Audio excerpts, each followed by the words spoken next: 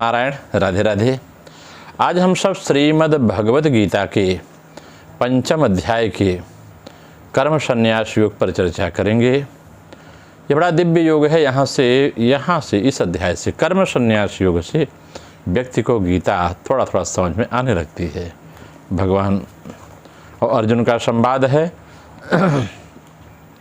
अर्जुन भगवान से यहाँ प्रश्न कर, जब कर्मयोग का सिद्धांत प्रभु ने कहा तो भगवान इस पंचम अध्याय में अर्जुन प्रश्न पूछते हैं भगवान से।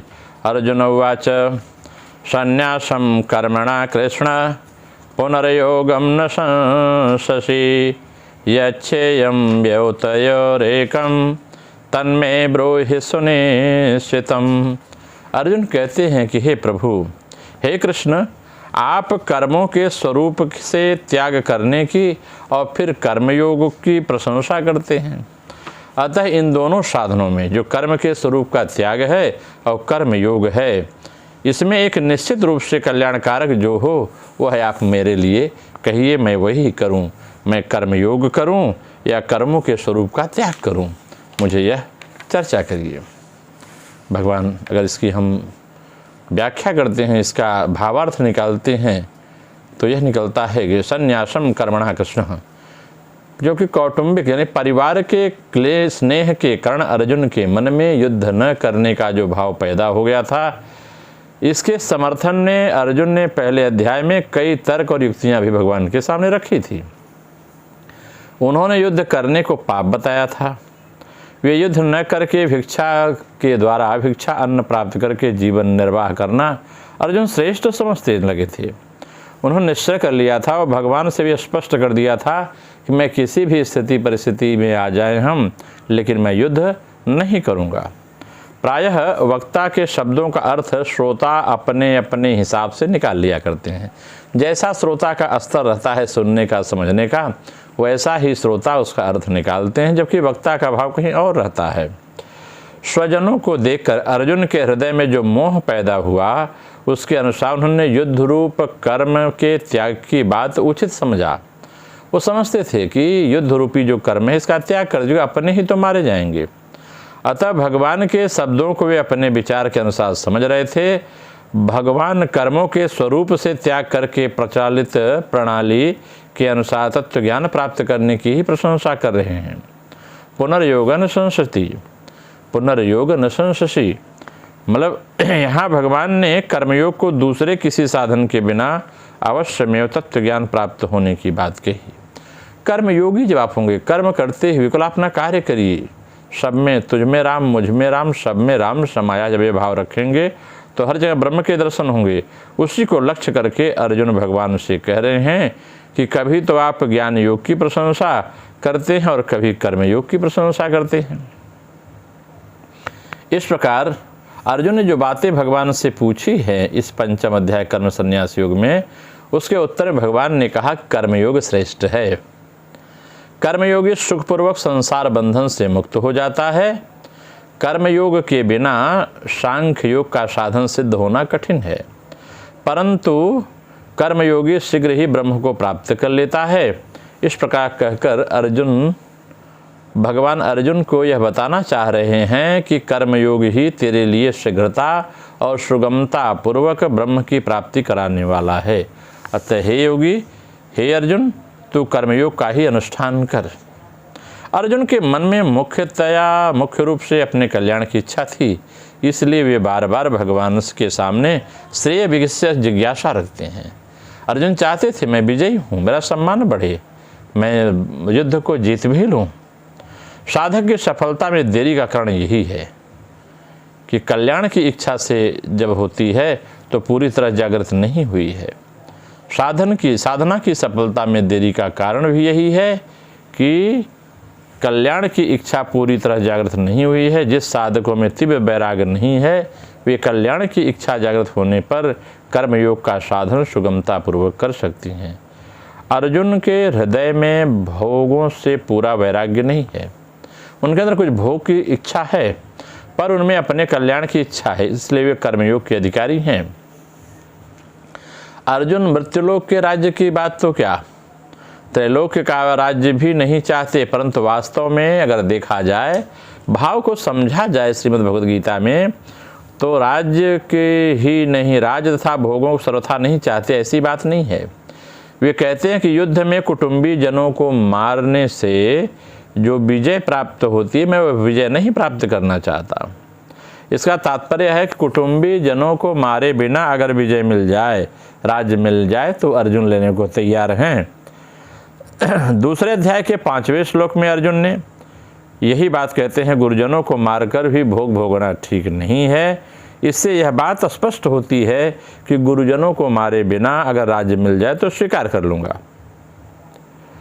फिर दूसरे अध्याय के 6ठे श्लोक में भी अर्जुन यही बात कहते हैं, कौन जीतेगा यह हमें पता नहीं, और उन्हें मारकर हम जीना भी नहीं चाहते। इसका तात्पर्य यह है कि हमारी विजय निश्चित हो तथा उनको मारे बिना राज्य मिलता हो तो मैं लेने को तैयार हूँ। ऐसे अर्जुन के मन के अंतःकरण के भाव हैं। कहते इसी प्रकार भगवान अर्जुन से कहते हैं कि तेरे तो दोनों हाथ में लड्डू हैं, तू अगर युद्ध में मारा गया तो तुझे स्वर्ग मिलेगा और जीत गया तो राज्य मिलेगा। यदि अर्जुन के मन में स्वर्ग और संसार के राज्य की किंचित मात्र इच्छा नहीं होती तो भगवान शायद ऐसा ही कहते। अतः अर्जुन के हृदय में प्रतीत होने वाला वैराग्य वास्तविक नहीं है, परंतु उनके अपने कल्याण की इच्छा है, जो इस 5वें अध्याय के 1 श्लोक में कर्म संन्यास योग में जो पूछ करके भगवान के सामने व्यक्त करते हैं।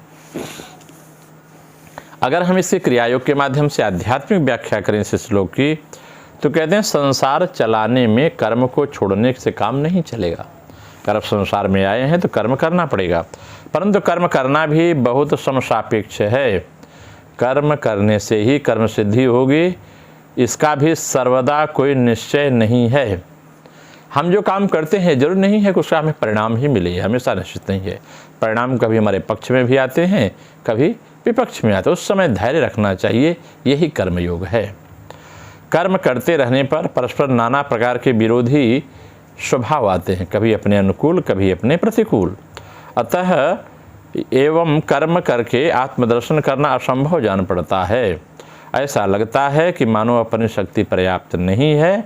जब कर्म निरपेक्षता संन्यास लेने पर भी आत्मदर्शन या मुक्ति लाभ होता है और कर्म त्याग करना सहज दिखता है, तो मन कर्म त्याग की ओर ही चल पड़ता है। भ्रांत चित्त पुरुष ऐसा समझता है सही, परंतु वह यह नहीं देखता कि कार्यकाल में यह किस प्रकार असंभव है। संसार की सुख वासना पूरी करने के लिए भी बहुत कष्ट उठाना पड़ता है। जो आज बहुत पैसे, दौड़ी गाड़ी, दौलत के चक्कर में बहुत महान बने हुए हैं, उनके जीवन की कठिनाइयों का आप दर्शन करेंगे तो आप शायद हताश हो सकते हैं। उन्होंने बड़ा संघर्ष किया है। इस कष्ट के भय से बहुत से लोग गृहस्थी चलाना नहीं चाहते। यह वैराग्य नहीं है। जो भाग करके गृहस्थी छोड़ करके भागते हैं, मैं साधु सन्यासी हो जाऊंगा, यह वैराग्य नहीं है। यह मात्र केवल वैराग्य की नकल है। व्यक्ति कर्म से केवल भाग जाता है। सोचिए, छोटी सी कढ़ाई में भोजन नहीं कर सकता, बड़े कढ़ाई के सब्जियों को खाने के लिए जाता है। एक 4x6 के खाट पर, तख्ते पर नहीं सो सकता अपने आसन पर, पूरे आश्रम में पूरी लंबी चटाई पर लंबे चौड़े हाल में सोने के लिए भागता है। कहीं यह क्या है? यह वैराग्य की नकल मात्र है। उसी प्रकार भगवान को पाने के लिए, ज्ञान प्राप्त करने के लिए बहुत आयास, बहुत परिश्रम, बहुत तपस्या करनी पड़ती है। यही कारण है कि श्रम विमुख तामसिक प्रकृति के लोग बहुधा भगवान को प्राप्त करने का प्रथम उपाय जो ईश्वरार्पित विधि से कर्मानुष्ठान करना है, उसे करने के लिए तैयार नहीं होते। तामसी वृत्ति के लोगों का अपना एक स्वभाव होता है कि हम जो कर्म करें उसका श्रेय मुझे मिले, जबकि यहाँ सिद्धि में क्या है? नेकी कर दरिया में डाल। जो आप करें उसे अपना मत समझ, आपका कर्तव्य है, आप करें, ऐसा भाव है। कहते हैं ये 2 पन्ने वेदांत पढ़कर एक बारगी कूदकर ज्ञानी बनना चाहते हैं, परंतु ज्ञानी का बाना धारण करने से कोई ज्ञानी नहीं बन सकता। ज्ञान योगेन सांख्यानाम, कर योगेन योगिनाम। भागवत में भगवान ने उद्धव से मोक्ष के 3 उपाय बताए हैं। ज्ञानम कर्मम च भक्ति च नोपायंतिस्ते कुत्रचितो। मतलब पहला है ज्ञान, दूसरा है कर्म, तीसरा है भक्ति। इन तीनों उपायों के सिवा मोक्ष का कोई और साधन नहीं है। यद्यपि उपाय तीनों ही हैं, परंतु अपनी अपनी योग्यता पर विचार करके इन उपायों का अवलंबन करना चाहिए कि आप ज्ञान योग के कारण हैं, आप कर्मयोगी बन सकते हैं, आप भक्ति योग बन सकते हैं। इसका विचार करके एक मार्ग को चुनना चाहिए। गुरुओं से उसके प्रति अपने अंदर प्रेरणा प्राप्त करने की क्षमता प्राप्त करनी चाहिए। कहते हैं मनमाना अगर आपने कोई काम किया कि हम ज्ञान योग में जाएंगे, हम भक्ति योग में जाएंगे, हम कर्म योग में जाएंगे, तो मनमाना करने से काम नहीं चलता है। इसलिए जो निर्विण्ण पुरुष हैं, जो सिद्ध पुरुष हैं, अर्थात संसार के भोग आदि सुख से जो विरक्त हैं, इस प्रकार के स्वाभाविक वैराग्य युक्त कर्मयोगी पुरुषों के लिए ही ज्ञान योग है। जो व्यक्ति इससे क्या हैं, मुक्त हैं, अतः कर्म में अविरक्त पुरुष के लिए ही कर्मयोग है। कर्म करें और कर्म की प्रशंसा न प्राप्त करना चाहिए। ये न समझें कि मैंने कर्म किया तो लोग मेरी प्रशंसा करें, लोग उसका एहसान माने। अगर ऐसा भाव आप रखा तो आप कर्मयोगी नहीं बन सकते। संसार अपने आप चलाएगा, आपको अपने उस पर सोचने की जरूरत, आप केवल करते जाइए, नेत चरई वेती चलते जाइए, करते जाइए। और कहते हैं इसके बाद भगवान कहते हैं कि मेरी कथा में जो श्रद्धालु पुरुष, जो न कि संसार से विरक्त हैं और न अत्यंत आसक्त ही हैं, उनके लिए भक्त योग ही सिद्धिप्रद है। इसी से वैराग्य युक्त ज्ञान के लिए साधना कहते हैं। कहते हैं जब योगी कर्म से मुक्त होकर के फल में विरक्त होता है, तब संयतेंद्रिय होकर के आत्मज्ञान की प्राप्ति के लिए मन को अचल भाव से धारण करके अभ्यास करने लगता है। मैं कौन हूँ, कहाँ से, श्वास पर, feeling the breath each and every time, प्रति क्षण सांस आ रही है, सांस जा रही है, गुरु मंत्र को लेकर उस पर आरोह अवरोह करता रहता है। परंतु कर्म में निर्विण्ण होने से और फल में विरक्त पुरुष मिलना कठिन है। लाखों में कहीं कोई एक आदमी ऐसा है जो कठिनाई से ही मिलता है। ऐसे पुरुष आपको बहुत प्रकट नहीं होंगे। ऐसे पुरुषों को खोजने के लिए आपको बाह्य आडंबर तामझाम से दूर देखना पड़ेगा। ये आत्मचिंतन के लोग होते हैं, छुप छुप के अपने योग की क्रिया किया करते हैं। और ऐसे सहज सरल स्वभाव के लोगों को, जो चकाचौंध की दुनिया है, उन्हें नहीं समझ पाती, क्योंकि उनको पता है अगर हम चकाचौंध में उलझ गए तो हम कर्म योग संन्यास को या भक्ति योग संन्यास को या कर्म योग को नहीं समझ पाएंगे, ज्ञान योग संन्यास को नहीं समझ पाएंगे। इसलिए वो अपने को छुपे रुस्तम रह करके छुपे तरीके से ज्ञान का प्रकटीकरण अपने शुभचिंतकों को दे दिया करते हैं। ये असली स्वरूप है, तो माया जाल है, ये क्षण की वृत्तियाँ। आज बहुत धन है, वैभव है, साधना का मतलब केवल इतना ही नहीं धन वैभव बहुत हो जाए।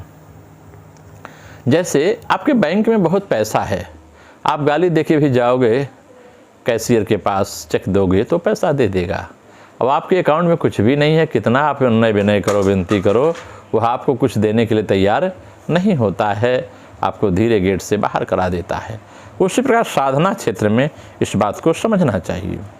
ज्ञान के परिपाक तथा वैराग्य को दृढ़ करने के लिए कर्म संन्यास करके ही संन्यास ग्रहण करना व्यक्ति के लिए ठीक होता है। परंतु जिसको वैराग्य नहीं है और कर्म में वैसी आसक्ति भी नहीं है, संसार को दुख रूप समझता है, उसको छोड़ने की भी उसकी सामर्थ्य नहीं है। इस प्रकार से मनुष्य भगवत भक्ति की आलोचना करके घर में बैठकर ध्यान, योग, जप, तप आदि करे। गृहस्थ के लिए जो ब्रह्मचर्य की विधि है उसी का अवलंबन करे, इसी से उसका कल्याण होगा। और जो व्यक्ति कामना और फल को बिल्कुल ही छोड़ नहीं सकते, वे दिन रात केवल कर्म करें। अवश्य ही तुम इन पर कहोगे कौन सी व्यवस्था हुई। जो लोग इस प्रकार से पुरुष हैं, जो इस प्रकार से आसक्त पुरुष हैं, उनके लिए भगवान ने कोई सुव्यवस्था नहीं की है, कोई सहज उपाय नहीं बतलाया है। यही जीव हैं जो 84 लाख योनियों में भटकते हैं, केवल अपने सुख सुविधा के चक्कर में ही पड़े रहते हैं। इन्हीं को बार बार आना और बार बार जाना पड़ता है। भगवान उनके लिए भी वेद विधि के द्वारा व्यवस्था की है। इस प्रकार की प्रकृति के लोग शास्त्रानुबोधित सकाम करते रहें, उनमें कुछ न कुछ विश्वास और त्याग का प्रारंभ हो जाएगा। ऐसे लोग पूजा कराएंगे, अनुष्ठान करेंगे, व्रत करेंगे, जप उपवास करेंगे, होम इत्यादि करेंगे, तर्पण मार्जन करेंगे, इसी में संतुष्ट रहते हैं। वे धीरे धीरे भक्ति प्राप्त करते हैं और इसके पश्चात ज्ञान का अवलंबन के लिए जीवन को कृतार्थ कर सकते हैं। यदि एक जन्म में भी न होगा तो अगले जन्म में कृतार्थ होने की आशा रहेगी। परंतु जिन्होंने कर्म का त्याग तो कर दिया पर वासनाओं से निवृत्त नहीं हुए, उनके लिए बड़ी दुर्दशा की बात है। आत्मज्ञान की प्राप्ति ही अंतिम लक्ष्य है। इसीलिए भगवान ने जिसका जैसा अधिकार है उसको उस प्रकार पथ का अवलंब करने के लिए जीवन के अंतिम लक्ष्य की ओर अग्रसर होने हेतु अंगुल निर्देश करके मार्ग दिलाते हैं। देखो तुम्हारा यह रास्ता, इशारा करते हैं प्रभु, और यह इशारा को आदेश समझकर जो उनके अनुसार कार्य करेगा उसको कभी भी हताश नहीं होना पड़ता है। अर्जुन भी इसी दुविधा में पड़ गए। वह नहीं समझ पा रहे थे कर्म और कर्म संन्यास में उनके लिए धारणीय कौन है, किस मार्ग पर वो चलें। इसी कारण वह भगवान से कह रहे हैं, प्रभु मार्ग तो दोनों ही ठीक है, पर मेरे लिए कौन सा मार्ग ठीक है, एकदम स्पष्ट रूप से बतला दीजिए मुझे। यह सुनकर मेरे प्राण शीतल हो जाएं। जो कुछ कहना हो तुम अपने ही मुख से कह दो, मुझे दोनों में से एक चुनने के लिए मत कहना। भगवान कहते हैं मत कहो, दोनों में से एक चुन लो, एक स्पष्ट बताओ मुझे क्या चाहिए। और जो सफल शिष्य होते हैं अपने गुरुओं से यही कहते मुझे एक बताए मैं किस पर चलूं। प्राय देखा जाता है कि ज्ञान प्राप्ति के बिना संसार की निवृत्ति नहीं होती। इसके लिए ज्ञान प्राप्त करना ही पड़ेगा, परंतु कर्म क्या कोई कर्म संन्यास के बिना ज्ञानी हो सकता है? अतः संन्यास लेना भी आवश्यक है। शास्त्र में इसका विधान है, पर कब? ब्रह्मचर्य परिसंप्राप्य गृही भवेत, गृही भूत्वा बनी भवेत, बनी भूत्वा प्रव्रजेत। संन्यास लेना चाहिए, परंतु ब्रह्मचर्य समाप्त करके गृहस्थ होकर अंत में वानप्रस्थ धर्म का पालन करके ही संन्यास लेना चाहिए। यद्यप श्रुति का यह आदेश है कि जिस दिन विषयों से वैराग्य हो उसी दिन अनन्याश्रमों का संबंध त्याग करके संन्यास को ग्रहण कर सकती हैं, परंतु वैराग्य हो तब न अविरक्त अवस्था में संन्यास लेने पर उसका विपरीत फल हो सकता है।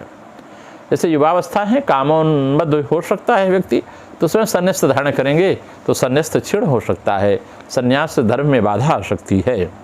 अतः हम साधारणतः जो कर्म करते हैं वह अपने सुख के लिए या दुख मिटाने के लिए ही करते हैं, परंतु उससे न दुख मिटता है और न कर्म कटता है। अतः इस सब प्रकार के कर्म का संन्यास या त्याग नितांत आवश्यक। संन्यास माने इनका त्याग ही संन्यास कहा गया है, परंतु कर्म तो वासनाओं के वेग मात्र हैं, अतः वे सहज ही छूटने की वस्तु नहीं है। इसलिए कर्म में परमात्मा का योग अनुभव करना होगा। तो मैं ही निवेदित भोजन करही, प्रभु प्रसाद पट भूषण धरही। इस प्रकार का जब आप भाव रखेंगे तब धीरे धीरे आपकी अवस्था तैयार होगी। कहें चाहे सहस्त्रों प्रकार के कर्म क्यों न करें, पर उसका मन भगवत चरण में ही पड़ा रहना चाहिए। अतः यदि अंत तक भगवान में मन को लगाए रखना ही जीव का धर्म और कर्तव्य है, तो मन को सदा भगवत चरण में रखने का उपदेश न देकर उससे बृहत् कर्म भगवान क्यों कराना चाहते हो? इसका कारण यह है कि अभी योगारूढ़ पुरुष नहीं बना है। जब तक आप योगारूढ़ नहीं होंगे, कर्म के द्वारा धीरे धीरे आप उससे अलग नहीं होंगे, तब तक यह भाव नहीं बन पाएगा।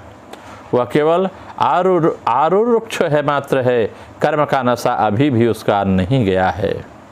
अतः कर्म को भगवान का कर्म रूप में समझने की चेष्टा करने पर उसको ज्ञानोदय होगा। इस साधना में सिद्धि होने पर भी वासना की तरंगें नहीं उठती हैं। अभी तैरने में पड़ता नहीं आई है, ठीक तौर पर संकोच छोड़कर तरंग की उपेक्षा करके जाने का साहस नहीं आया है। ऐसी स्थिति में एक घड़े को छाती के नीचे लेकर तैरना होगा। कुछ आपको टायर इत्यादि का अवलंबन लेकर जल में तैरना होगा। जब आप पूर्ण नहीं तैर सकते तब तक इसका साधन लेके चलना पड़ता है। पूर्ण ज्ञान की अवस्था निरावलंब होती है, उसे कोई अवलंब की जरूरत नहीं है। इसलिए गुरु उपदेश, गुरुओं का ज्ञान, वेद पुराण की बातें, शुरुआत में शास्त्र, भगवत परिचर्या, भगवत सेवा, सत्संग को साधन बना करके इस अवलंब को जब तक आप नहीं लेंगे तब तक आपका वैराग्य पूर्ण नहीं होगा। भगवान कहते हैं कि यह अवस्था जिसकी अभी नहीं आई है उसे किसी को मध्यवर्ती बना के चलना पड़ेगा, माध्यम बनाना पड़ता है। यही भक्ति योग या निष्काम कर्मयोग है।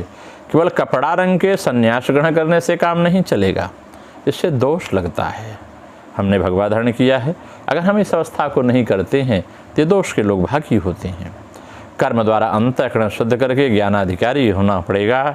श्रुतियाँ कहती हैं कि सम दम उपरत तितिक्षा श्रद्धा और समाधि का अभ्यास करने पर अपने हृदय में ही आत्मा का दर्शन किया जाता है। ये जो उपरति है, तितिक्षा है, श्रद्धा है, समाधि है, समदम है, इंद्रिय निग्रह, मन निग्रह, जब तक ये नहीं होगा तब तक ब्रह्म का दर्शन, आत्मैवश ही ब्रह्म, आत्मा ही ब्रह्म है, यह नहीं सिद्ध होगा। और ऐसा न होने पर बलपूर्वक संन्यास लेने से यह लोक भी नष्ट होता है और परलोक भी नष्ट होता है। समदम साधन नहीं है, तितिक्षा नहीं है, ज्ञान वैराग्य नहीं है, केवल दंड धारण कर लिया है और सब इंद्रियों से भोग खूब चल रहे हैं। इस प्रकार का मनुष्य भिक्षा द्वारा यदि जीवन यापन करता है तो वास्तविक भिक्षु या सन्यासी नहीं है, वह सन्यास धर्म का नाश करने वाला है। भगवान कहते हैं इसी से जो आदमी वस्तुतः क्रिया की परावस्था में न पहुंचकर यह कहकर कि मेरे सब कर्म समाप्त हो गए हैं, क्रिया का परित्याग करता है और संन्यास का वन धारण करता है, उसके दोनों नष्ट हो जाते हैं, यह लोक भी और परलोक भी। यद्यप क्रिया और क्रिया की परावस्था एक नहीं है, तथापि क्रिया किए बिना क्रिया की परावस्था प्राप्त करना सहज नहीं है।